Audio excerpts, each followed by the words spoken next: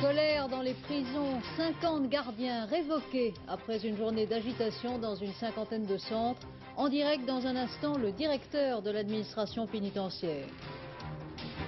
Le gouvernement Michel Rocard en tête accentue sa pression sur la direction de Peugeot, incident à Mulhouse où Henri Krasuki encourageait les grévistes.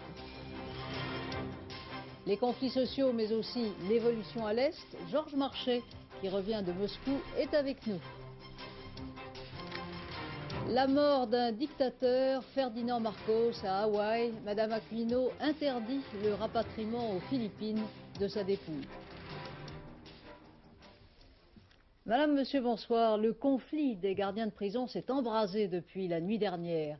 54 prisons ont été aujourd'hui touchées par la grève et dans plusieurs centrales, les forces de l'ordre ont dû intervenir pour juguler la colère des détenus, privés entre autres de visites au parloir hier. L'administration pénitentiaire a décidé de révoquer 50 gardiens de prison. Les syndicats ne sont plus d'accord pour négocier avec le garde des Sceaux. Anne Gainsbourger nous raconte la journée. Toute la journée, dans les prisons françaises, le dialogue entre surveillants et forces de l'ordre n'a tenu qu'à un seul mot, les parloirs. Dès ce matin, à Fleury-Mérogis, 60 grévistes bloquaient l'entrée des familles de détenus. Alors, au nom de la loi, je vous demande de vous disperser. Non. Il va être fait usage de la force. Je le répète une dernière fois, il va être fait usage de la force. Les menaces n'y feront rien. Quelques minutes plus tard, 2 escadrons de gendarmes mobiles interviennent. Les femmes de détenus obtiennent finalement gain de cause. Dialogue de sourds et affrontements plusieurs fois répétés au cours de la journée. À la prison de la Santé, les surveillants de l'équipe de jour refusent de prendre leur service. 100 CRS sont appelés en renfort à l'intérieur pour garder les 2000 détenus. La Santé, où tout s'emballe en début d'après-midi, Jean-Pierre Dintillac, directeur de l'administration pénitentiaire, tient une réunion de crise. Au nom du gouvernement, il somme les grévistes de reprendre leur travail et brandit la menace de la révocation. Même sanction évoquée à Lyon, la direction des prisons de la ville demande le renvoi définitif de 45 surveillants. Là encore, seule la présence des forces de l'ordre a permis les parloirs. Dans toutes les prisons de France, les gardiens ont indiqué qu'ils refuseraient de prendre leur service si leurs collègues étaient sanctionnés. Nous n'avons rien à perdre, entend-on ici et là. Dans cette escalade, les syndicats pourraient maintenant appeler à déposer les clés. Le gouvernement n'aurait alors de solution que d'utiliser la police pour maintenir l'ordre derrière les grilles. Et à Fresnes, il y a moins d'une heure, 2 surveillants ont été légèrement blessés après l'intervention des forces de l'ordre. En fin d'après-midi, place Vendôme à Paris, les dirigeants syndicaux sont venus signifier leur refus de rencontrer le garde des Sceaux. Rémi Roche était là. Visiblement ici, place Vendôme, on redoutait, en tout cas on attendait beaucoup de monde. Il est vrai que l'évolution du mouvement des surveillants va très nettement dans le sens de la tension. En fait, seuls sont venus les leaders des organisations syndicales pour expliquer à la presse pourquoi les révocations annoncées interdisaient tout dialogue et quelles pourraient en être les conséquences immédiates. Vraiment de la provocation et puis c'est souhaiter l'escalade. Qu'on le dise demain matin, mais de l'annoncer dès ce soir, il y a la nuit qui risque d'être très chaude. Je connais nos camarades de la base et je suis persuadé que ces provocations, loin de leur faire baisser les bras, risquent au contraire de les exciter encore plus. Concrètement, est-ce qu'on ne peut pas redouter davantage de violence dans les prisons? Écoutez, je crois qu'on a l'impression que certains le cherchent. Nous demandons donc au personnel pénitentiaire de ne pas se rendre au travail demain matin et de refuser de pénétrer dans les détentions. Il n'est pas normal de laisser punir seulement 80 personnes. Nous sommes tous responsables. Moi, le premier, je dois être révoqué. Des prisons sans surveillants et donc investies par les CRS ou les gardes mobiles, il faut remonter à 1974 pour retrouver une situation identique. Oui, c'est la 3e fois en un an que le personnel pénitentiaire exprime son mécontentement. En février dernier, vous vous en souvenez, le mouvement avait duré 1 mois sans que toutes les revendications soient satisfaites. Monsieur Dintillac, bonsoir. Vous êtes le directeur de l'administration pénitentiaire. Hervé Brusini, j'imagine, est à côté de vous dans votre bureau de la place Vendôme. Vous venez, monsieur Dintillac, de révoquer 50 gardiens. C'est la sanction la plus lourde. Ça veut dire que l'épreuve de force est véritablement engagée ce soir. Oui, l'épreuve de force, il ne s'agit pas véritablement d'une épreuve de force. Car dans la situation où l'on est, il y a 2 problèmes. Un conflit social et un service public essentiel au fonctionnement de l'État. Et je voudrais dire, sans faire un historique trop ancien, que c'est la première fois, en 1989, sauf à remonter en 1957, que dans le cadre d'un conflit social, les personnels pénitentiaires ont utilisé le service public, les établissements pénitentiaires, comme enjeu dans leur conflit. Vous Et c'est voulez ça dire qui est qu'il y a une inacceptable. escalade dans les méthodes employées par les syndicats? Bien sûr, il faut remonter, je vous l'ai indiqué, à 1957, juillet 1957, où d'ailleurs des révocations avaient été prononcées aussi, car il y a des limites qui ne sont pas acceptables. Mais cela étant dit, qu'est-ce que vous allez faire? Parce que si les syndicats refusent de négocier, si les clés sont déposées par les gardiens, ça veut dire quoi? Que les forces de l'ordre, que l'armée peut-être vont devoir investir les prisons? Alors, en deux mots, la discussion, l'examen des problèmes a été faite à deux reprises, avec des résultats qui sont des résultats importants. Je voudrais indiquer ici qu'un surveillant de l'administration pénitentiaire gagne environ 7 000 francs en début de carrière et un peu plus de 10 000 francs en fin de carrière, qu'il a un régime très favorable de retraite, que les gains résultant des derniers accords de février et de septembre se sont traduits par une amélioration de 300 à 500 francs par fonctionnaire. Il y a donc eu des discussions, il y a eu des négociations, il y a eu des améliorations, et le ministre de la Justice, M. Arpaillange, en permanence, a proposé et a demandé et a souhaité aux organisations professionnelles de venir les voir, de les rencontrer, individuellement, collectivement, et ceux-ci ont toujours refusé. Et là, qu'est-ce que vous espérez, M. Natillac, ce soir, pour empêcher quand même que la nuit risque d'être à nouveau chaude, comme la nuit dernière? Alors, sur le service public, c'est la priorité actuellement. Il faut qu'il soit assuré, et si les fonctionnaires de l'administration pénitentiaire ne veulent pas l'assurer, ils le seront par les autres moyens, et notamment par les fonctionnaires de police et par les militaires de la gendarmerie qui y supplieront. C'est une situation tout à fait anormale et qui d'ailleurs discrédite ceux des fonctionnaires qui, en même temps, demandent une parité et une intégralité de la parité avec les fonctionnaires de police. Mais donc vous êtes toujours quand même pour l'ouverture de discussion. L'invitation de M. Arpaillange reste ouverte ce soir. Les discussions ont lieu en permanence. Et là, c'est un ultimatum et une escalade qui a été faite avec le sentiment. Et ça, c'est inacceptable, que l'on pouvait utiliser, s'approprier le service public pénitentiaire. Ce n'est pas régulier dans une entreprise privée. Ce n'est pas acceptable avec un service public. Il appartient à tout le monde, il appartient à l'État, il est indispensable à son fonctionnement, il ne peut pas être approprié et intégré dans le cadre d'un conflit. Monsieur Natillac, je vous remercie. L'autre conflit qui dure sans solution visible, c'est bien sûr le conflit Peugeot. Les premiers incidents sérieux entre grévistes et non-grévistes ont eu lieu à Mulhouse en début d'après-midi à l'occasion de la visite d'Henri Krasuki. Sur place, Maryse Manot, François Autain. Il n'y avait pas que des grévistes pour accueillir Henri Krasuki à Mulhouse. Les cadres et agents de maîtrise affichaient très haut leur opinion sur cette visite. Ils attendent à quelques mètres du local syndical, seul endroit de l'entreprise où Henri Krasuki pouvait venir. Ça, c'est la loi. Et je n'ai pas l'intention de faire quelque chose qui permette la moindre provocation. J'aurais volontiers été visiter la forge. Son soutien légal à ceux qui occupent la forge n'évite pourtant pas l'incident. À la sortie du secrétaire général, les cadres et la maîtrise se pressent autour d'une voiture de la CGT. L'un d'eux va tomber sur le capot, apparemment poussé par des mains non identifiées. La CGT crie à la provocation volontaire.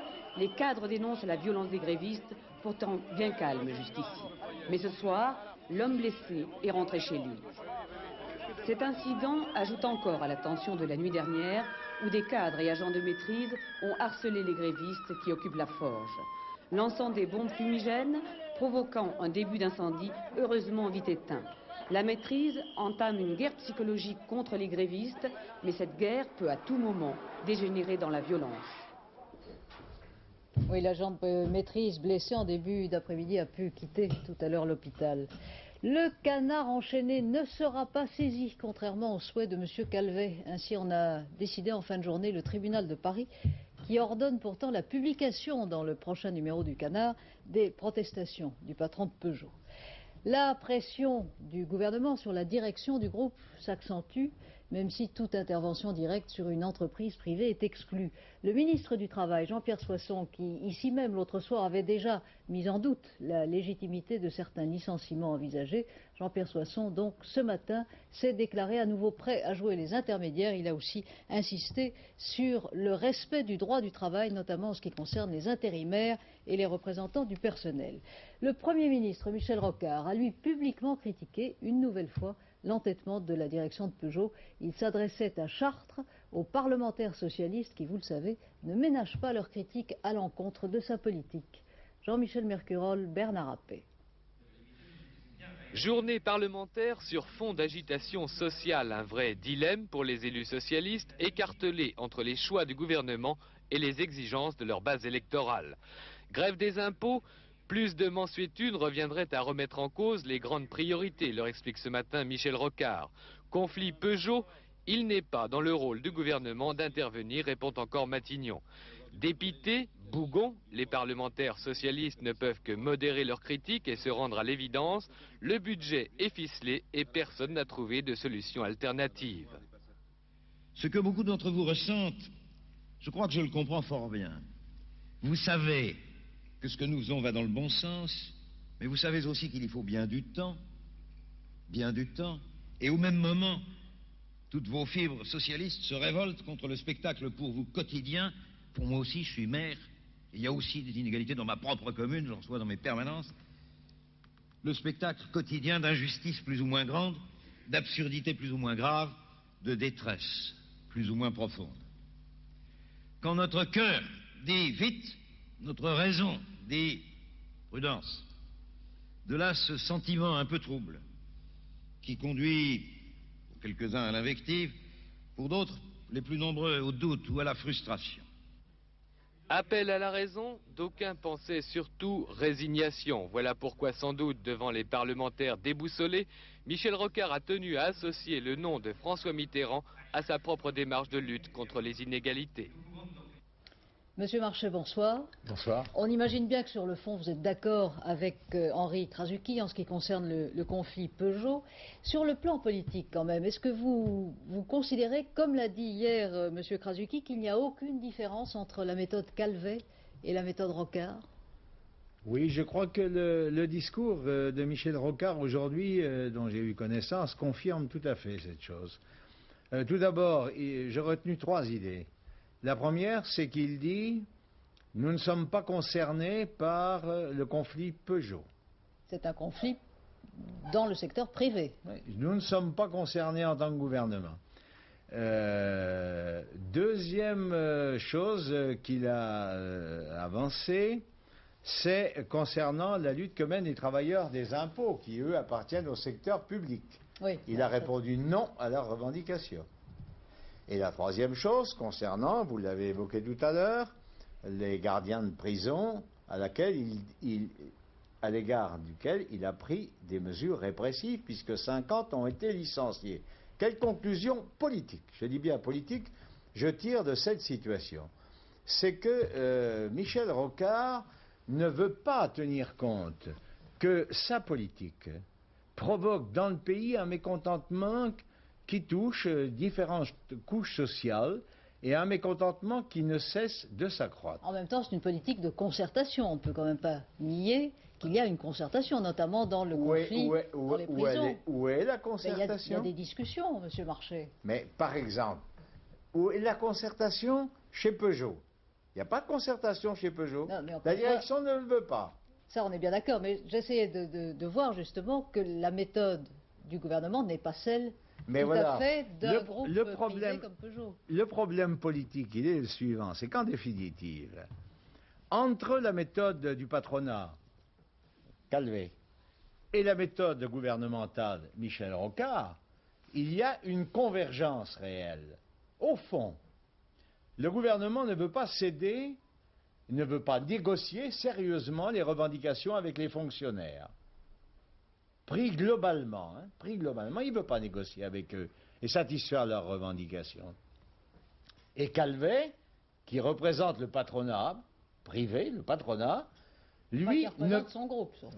Il représente le patronat, le CNPF, il a l'appui du CNPF.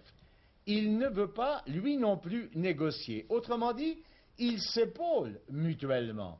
Et ils s'épaulent mutuellement pour refuser une revendication sérieuse, une discussion sérieuse permettant d'aboutir à des négociations et faire avancer les revendications. Donc une bonne politique de rigueur, en quelque sorte. Absolument, mais c'est la politique de rigueur du gouvernement qui est précisément responsable de la situation que nous connaissons aujourd'hui. Vous voyez, je vous donne un exemple.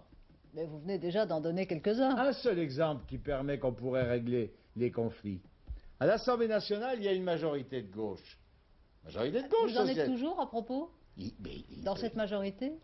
Il y a une majorité socialiste et communiste ont la majorité à l'Assemblée nationale. Bon, donc vous êtes les syndicats demandent une augmentation du SMIC. La CGT, la concernant, demande le SMIC à 6 500 francs. C'est aussi notre position.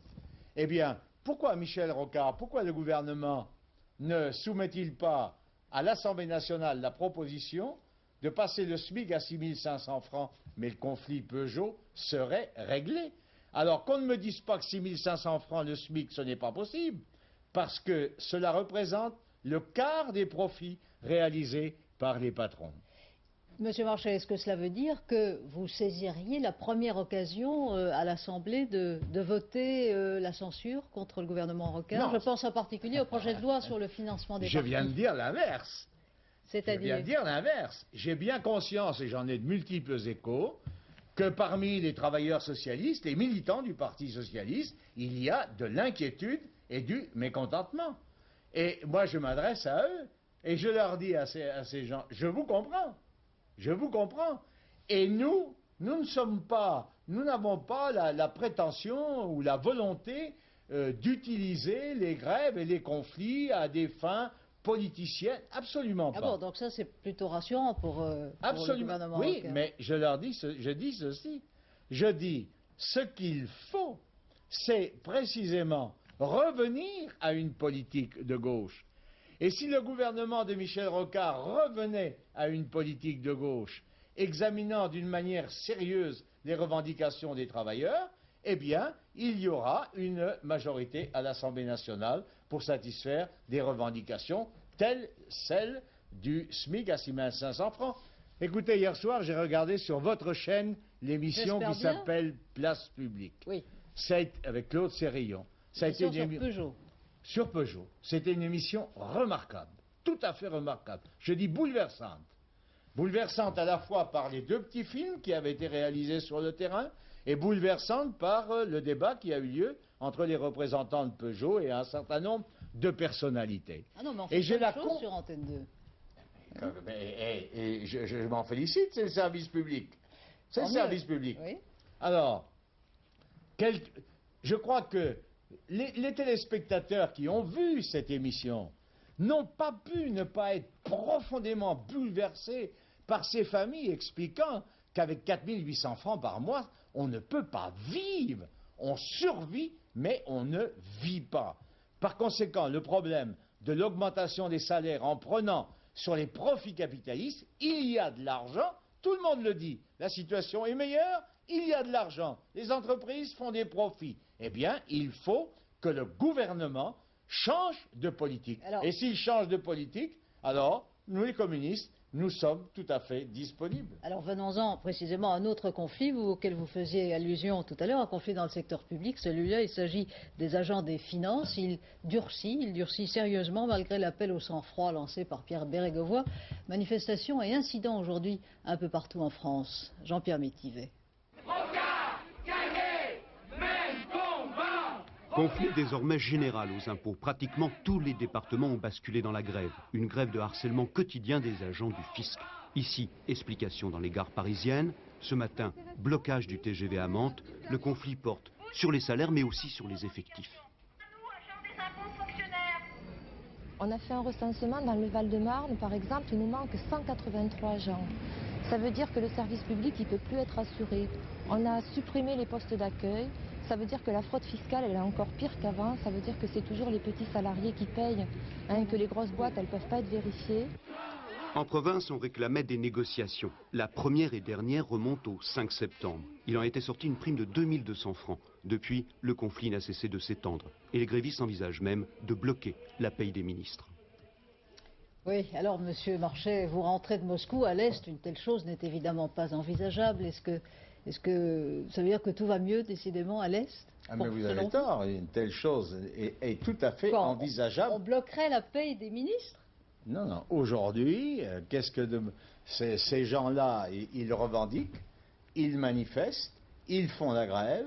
Eh bien, il y a en Union soviétique, effectivement, dans différents secteurs, des revendications et il y a des grèves où les travailleurs expriment la volonté de voir changer les choses. Ce qui est nouveau. Ah, ben absolument. L'Union soviétique aujourd'hui est tout à fait méconnaissable par rapport à ce qu'elle était il y a 5 ans. Et vous êtes un expert. Et quelle est la signification de cette... Vous connaissez bien l'Union soviétique, vous connaissez bien son système. Ah, effectivement. Je connais l'Union soviétique. J'y suis allé pour la première fois en 1959. Alors, ça fait 30 ans. Par conséquent, je peux témoigner qu'aujourd'hui, il y a en Union soviétique un immense chantier. Un immense chantier. Mais naturellement, un chantier avec une direction qui sait précisément quel type d'immeuble elle veut construire. Oui, alors c'est quand même ce qui est un peu surprenant dans vos propos, parce que j'ai lu attentivement l'Humanité d'hier, comme souvent, un très long interview. Oui, alors vous dites, la perestroïka est parfaitement maîtrisée. Ce n'est vraiment pas ce que nous a dit ici à Antenne 2 M. Gorbatchev il y a quelques mois, et ce n'est pas ce que répètent les dirigeants soviétiques qui disent, qui reconnaissent, et ça aussi c'est nouveau, vous l'admettrez, que c'est très difficile. Absolument, mais vous confondez deux choses. Ah. Parce que je tire deux enseignements de mon voyage. Le premier, c'est que précisément la direction soviétique, elle sait où elle veut aller. Ici, on pensait sans doute que l'Union soviétique allait revenir au capitalisme. Gorbatchev dit non. Ce que nous voulons, ce n'est pas moins de socialisme, c'est davantage de socialisme. Mais alors, une curieuse forme de socialisme, on a un peu l'impression que le capitalisme devient le stade ultime du socialisme. Quand on voit la Hongrie qui va venir une économie de marché, la Pologne et même l'Union soviétique, ce sont quand même des changements considérables. Mélangez pas tous les problèmes. Si vous aviez des soviétiques qui regardent ce qu'est la situation aujourd'hui chez Peugeot, ou chez les fonctionnaires, ou dans les gardiens de prison, vous croyez que s'ils auraient le souhait de venir à la société capitaliste? Non. Écoutez, moi très brièvement, nous n'avons pas beaucoup de temps, mais moi je tire deux enseignements qui sont tout à fait indiscutables pour toute personne qui va sur place et qui veut voir. C'est que les soviétiques, et c'est pourquoi il n'y a nulle contradiction entre ce que M. Gorbatchev vous a dit ici, ce qu'il m'a dit à moi. Je considère qu'ils maîtrisent bien la situation. Ils veulent une société socialiste nouvelle, une société socialiste moderne, une société pour l'homme et par l'homme. Ça, c'est incontestable. Oui. Avec un parti communiste qui s'acquitte de ses responsabilités dans la direction des affaires. Monsieur Marchais, quand vous dites on voit les grèves chez nous, ils n'ont vraiment pas envie de ça, vous avouerez quand même que les Allemands de l'Est, ils sont en train de voter avec leurs pieds. Moi je veux bien, mais si on parle Union soviétique, Allemagne de l'Est, Hongrie, Pologne... C'est le même système, non. Moi je reviens d'Union soviétique et c'est de ça dont je peux vous parler. La deuxième chose que je crois qu'il faut retenir, c'est que effectivement, et j'ai utilisé le mot, et je l'ai utilisé après avoir beaucoup réfléchi, l'entreprise est titanesque. Titanesque. Pourquoi ? Parce qu'il y a des acquis, c'est incontestable. Les travaux d'Hercule sont les travaux de Titan, là. Oui, on peut. Encore que les travaux d'Hercule, il y a une différence. C'est que les travaux d'Hercule de Michel Rocard ne sont pas destinés à servir les intérêts des travailleurs, alors que les travaux titanesques de Mikhail Gorbatchev sont destinés, eux, à une société socialiste, moderne, adaptée à l'époque que nous vivons.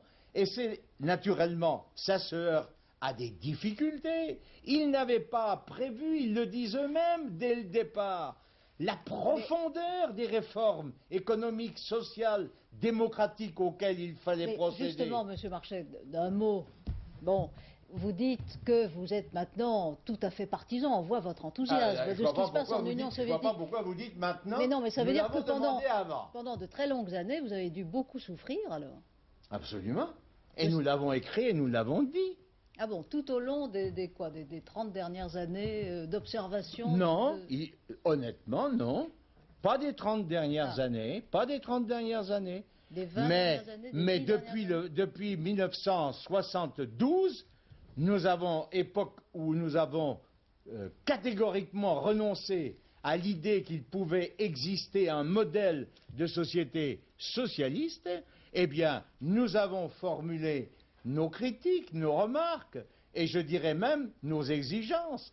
Nous avons de multiples documents qui témoignent que le Parti communiste français n'a cessé de demander des réformes à la fois, je répète, démocratiques, économiques, sociales et démocratiques. D'ailleurs, écoutez, j'ai rencontré des journalistes comme vous à Moscou. J'ai fait une conférence de presse. Alors, il y en avait, ils étaient un peu comme vous, un peu sceptiques. Ah. Alors, oui. Des soviétiques? Non, des Français. Ah bon? Non, des Français, pas les soviétiques. Parce que les soviétiques, ils savent ils connaissent. J'étais 6 ans sans aller en Union soviétique, parce que nous avions un désaccord fondamental à l'époque avec le Parti communiste de l'Union soviétique sur la conception de la société socialiste. Mais ces journalistes dont nous parlons là, ils développaient l'idée d'ailleurs qu'on entend chez nous, à savoir, mais voyons Marché, tu te rallies, vous, on me dit vous vous ralliez à la perestroïka, vous venez après.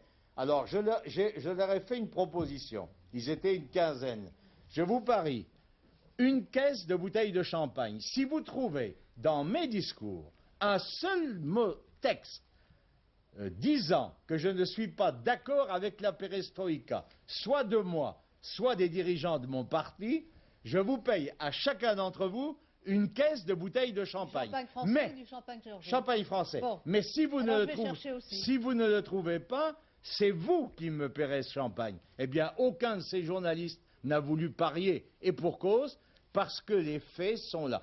Alors, un dernier mot, parce qu'il faut savoir être modeste. Ça ne veut pas dire que nous avions tout prévu, que nous savons dans le détail comment il faut faire, comment il faut avancer. Je termine par où j'ai commencé. C'est un immense chantier, mais en s'appuyant sur les acquis du socialisme, j'ai la conviction profonde qu'on va vers le socialisme moderne, adapté à l'époque que nous vivons aujourd'hui. Monsieur Marché, merci pour cette profession de foi. 21 ans de pouvoir, 3 ans d'exil, 8 mois d'agonie. Ferdinand Marcos, président dictateur des Philippines jusqu'en 86, est mort aujourd'hui à Hawaï. Dans l'intérêt de la sécurité du pays, pas question de rapatrier sa dépouille, a déclaré tout à l'heure le président des Philippines, Madame Aquino. Michel Monponté. Ferdinand Marcos avait 3 ambitions qui lui tenaient à cœur. 3 images qu'il voulait graver dans l'histoire, mais les Philippins en ont décidé tout autrement. L'image de lui-même qui le flattait le plus, c'est bien sûr tout d'abord celle-ci. Marcos le triomphant. Marcos qui par sa seule force incarnait à tout jamais l'histoire glorieuse des Philippines. Marcos voulait être le battant, vigoureux et viril, le séducteur irrésistible qui gagnait tout et toujours. En fait, les Philippins garderont d'abord de lui une toute autre image. Un vieillard en exil qui n'en finit pas de mourir. Un ex-dictateur en décrépitude, symbole de 16 ans de répression, heureusement révolue. Une déchéance physique inexorable, bien loin de son machisme triomphant d'antan. Marcos aimait aussi par-dessus tout exhiber ses blessures de guerre, vanter son patriotisme, son amour du pays. Là aussi, l'histoire l'a pris à contre-pied. Les Philippins ne se rappelleront que de ces milliards de dollars extorqués au pays. Des 10 000 robes, des 2600 paires de chaussures d'Imelda, son épouse, des bijoux, des tableaux volés aux musées nationaux. Ferdinand Marcos voulait enfin, et c'était là sa 3e ambition, retourner avant de mourir aux Philippines. Il est mort ce matin, bien loin de son pays et encore plus loin de son peuple. La foule se pressait en l'église de la Madeleine cet après-midi à Paris pour rendre un dernier hommage aux victimes du décédiste d'UTA. Au premier rang, le chef de l'État et le Premier ministre. Louis Carzou. Près de 4000 personnes ont assisté cet après-midi à la messe célébrée en la mémoire des victimes du décès 10 d'UTA. Le pape Jean-Paul II a adressé un message de sympathie aux familles des victimes. L'attentat du 19 septembre a coûté la vie à 171 personnes.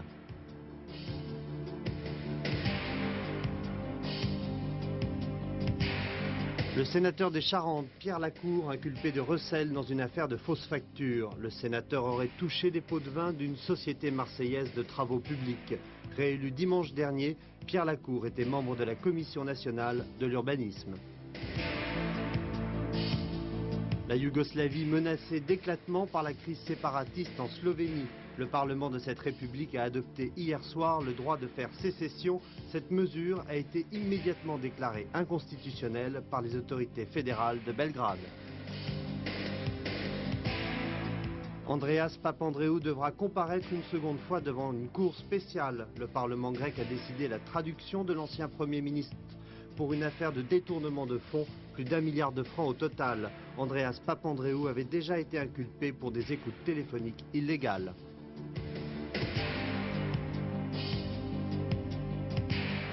Le marché a retrouvé un peu de santé aujourd'hui avec de nouvelles rumeurs d'OPA. La séance à Paris s'est achevée sur une progression de 0,14%, même hausse du côté du dollar à 6,39 francs 50 au fixing. Une dernière image et du vent dans les voiles à l'arrivée de la première étape de la course autour du monde en équipage. Victoire du Néo-Zélandais Steinlager sur son grand ketch rouge. Il a navigué en tête tout au long pratiquement des 11 300 km séparant Southampton en Angleterre de l'Uruguay. Temps de traverser 25 jours, 20 heures et 45 minutes. Il a plus de 24 heures d'avance sur Pierre Fellman et son mérite. Le premier Français, Alain Gabet, sur Charles Jourdan, n'est qu'en 11e position. Voilà, et comme M. Marchais était décidément très en verve, j'ai tout juste le temps encore de vous donner les rapports du quartier et du tiercé qui se sont courus à Maisons-Laffitte. Donc à l'arrivée, le 13, le 18, le 7, le 19, 5 francs dans l'ordre, 433 555 francs 50 dans un ordre différent, 25 898 francs 50. Voilà, et les rapports du tiercé, donc 13, 18, 7. 5 francs rapportent 11 620 francs 50 et dans un ordre différent, 2 279 francs. Voilà, merci d'avoir suivi ce journal. Dans un instant, la météo avec Laurent Cabrol. Dernier journal tout à l'heure avec Henri Sagnier. À demain 20 h.